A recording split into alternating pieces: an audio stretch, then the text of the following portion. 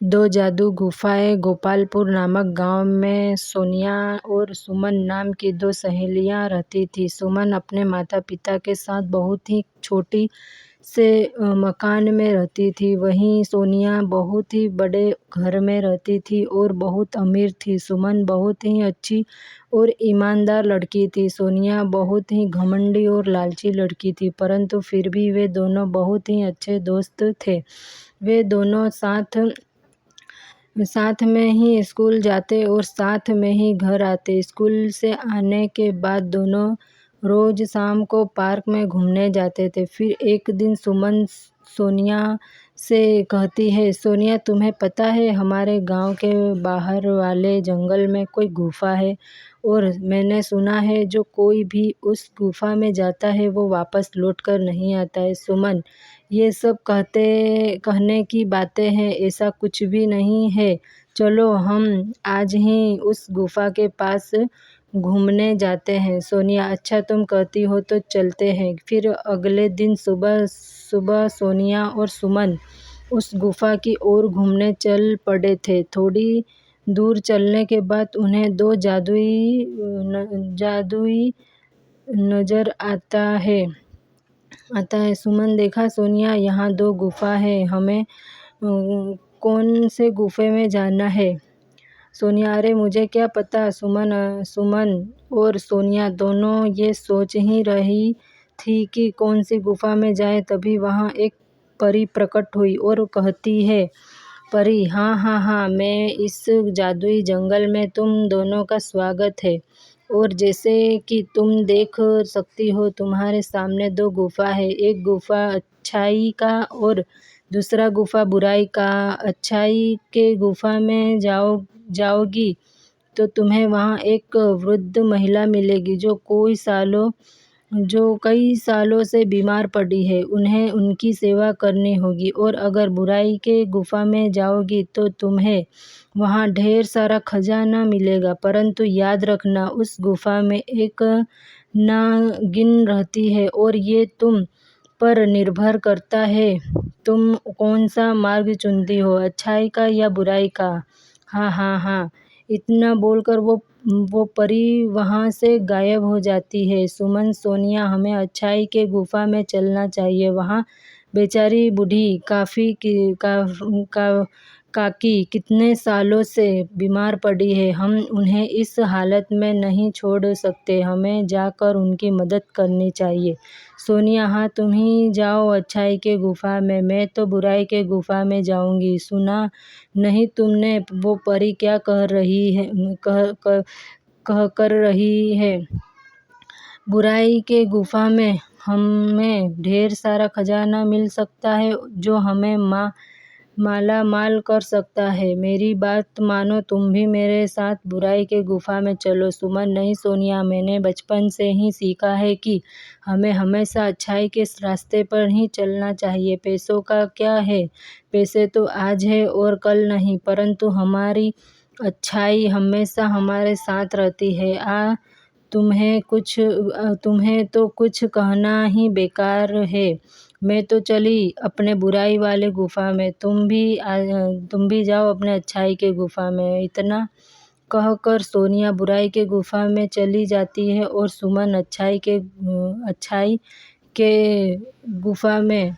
सुमन को थोड़ी देर चलने के बाद गुफा के अंदर बहुत ही खूबसूरत दुनिया नजर आती है, जहाँ बहुत ही सुंदर सुंदर फूल खिले थे, तरह तरह फल लगे थे। सुमन को बहुत भूख लगी थी तो वो पेड़ से फल तोड़कर खाने लगी। वाह, कितने स्वादिष्ट फल है। तभी सुमन को वहाँ एक कुटिया नजर आती है जिसमें से खांसने की आवाज़ आती है। सुमन उस कुटिया के पास जाती है और कहती है, अम्मा, खांसने की आवाज़।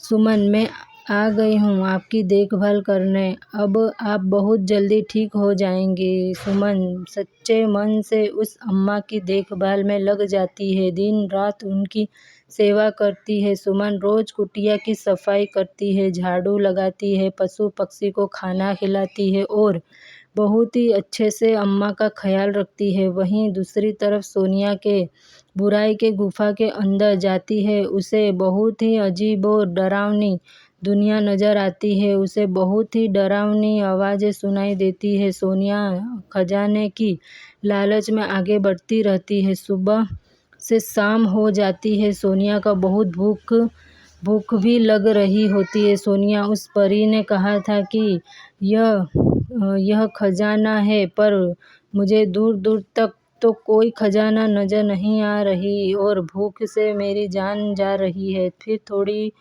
थोड़ी और आगे चलने पर सोनिया को कुछ चमकती हुई चीज़ दिखाई देती है। सोनिया, अरे वाह, मिल गया खजाना। मैं जल्दी से उस खजाने के पास जाती हूँ और सारा खजाना ले लेती हूँ। फिर मैं और अमीर बन जाऊँगी। हाँ, ये सोचकर सोनिया खजाना लेने आगे बढ़ती है। उससे वहाँ ढेर सारा खजाना नज़र आता है। सोनिया, अरे वाह, इतना सारा खजाना! सुमन तो पागल है जो अच्छाई के गुफा में चली गई। अगर वो मेरे साथ बुराई के इस गुफा में आती तो उसे भी उसे इतना सारा खजाना मिलता। पर कोई बात नहीं, अब ये सारा खजाना अकेले मेरा है। ये सोचकर सोनिया जैसे ही खजाने को हाथ लगाती है वो खजाना गायब हो जाता है। सोनिया, अरे ये क्या है? ये खजाना मेरे हाथ से क्यों नहीं आ रहा? इसी प्रकार सोनिया जैसे ही खजाने को लेने के लिए हाथ आगे बढ़ाती है, खजाना गायब हो जाता है और अगर हाथ पीछे करती तो खजाना वापस आ जाता। सोनिया, अरे ये क्या हो रहा है मेरे साथ? तभी उसके सामने एक नागिन प्रकट होती है। नागिन, ही लालची लड़की, अब तेरा लालच ही तुझे ले डूबेगा। अब तू यहाँ से जिंदा बचकर नहीं जाएगी और मेरा भोजन बनने के लिए तैयार हो जा। मैं कई सालों से भूखी हूँ और आज भी आज जी भर कर तुझे खाऊंगी। सोनिया, नहीं, मुझे छोड़ दो, मुझे जाने दो, मुझे कोई खजाना नहीं चाहिए, कृपया मुझे छोड़ दो। नागिन, हाँ, परंतु नागिन सोनिया को वहीं डस लेती है और सोनिया चूहे में बदल जाती है। नागिन, जो भी बुराई के गुफा में आएगा उसका यही हाल होगा। दूसरे तरफ सुमन सच्चे दिल से उस अम्मा की देखभाल में लगी हुई थी। सुमन, अम्मा ये काढ़ा पी लो, इससे आप बहुत जल्दी ठीक हो जाएंगी। अम्मा बेटी, तुम बहुत ही अच्छी और नेक लड़की है। इतना बोलकर वो बूढ़ी अम्मा एक परी में बदल जाती है। परी, सुमन, मैं तुम्हारी परीक्षा ले रही थी और तुम उस परीक्षा में खड़ी उतरी हो और मैं तुम्हारे श्रद्धा भाव से बहुत प्रसन्न हुई और इसलिए मैं तुम्हें कुछ देना चाहती हूँ। फिर परी सुमन को बहुत सारा खजाना देती है। सुमन परी का धन्यवाद देकर वो खजाना लेकर उस गुफा से बाहर आ जाती है। गुफा से बाहर आने पर उसे पता चला कि उसकी सहेली सोनिया को नागिन ने डस लिया है और वह वहीं गुफा के अंदर चूहा बन गई है। इस बात का सुमन को बहुत अफसोस होता है। सुमन, काश सोनिया तुम्हें मेरे साथ अच्छाई के रास्ते पर चली होती तो तुम आज मेरे साथ होती। तभी वहाँ सोनिया चूहे के रूप में आती है और कहती है, सुमन, तुम बिल्कुल सही कह रही हो। खजाने की लालच में मुझे अंधा कर दिया था, जिस कारण मैं बुराई के गुफा में जाने के लिए मैं मजबूर हो गई थी। परंतु तुमने लालच नहीं किया और अच्छाई का मार्ग सुना, जिस कारण तुम्हें खजाना लेने की इच्छा न होने पर भी तुम्हें इतना सारा खजाना मिला। काश मैं भी तुम्हारे साथ अच्छाई के गुफा में गई होती, पर अफसोस मेरे लालच ने ही मुझे ले डूबा। इतना कहते ही परी वहाँ पर आती है और सुमन से कहती है, परी, तुम्हारी बातें सुनकर लग रहा है कि तुम्हें अपने किए पर पछतावा है। और ऐसा कहते ही परी सोनिया को वापस इंसान में बदल देती है। दोनों सहेलियां परी का धन्यवाद करती है और वादा करती है कि ये शिक्षा हम आगे भी सभी दोस्तों को देंगे। दोस्त, सच्चाई और ईमानदारी में वाकई बहुत ताकत होती है। तो कैसी लगी आपको मेरी यह कहानी, मुझे कमेंट करके ज़रूर बताइए। और यदि कहानी अच्छी लगी हो तो अपने दोस्तों के साथ भी शेयर करें। और हाँ, अगर आपने अब तक मेरे चैनल को सब्सक्राइब नहीं किए हैं तो ज़रूर सब्सक्राइब कर दीजिए।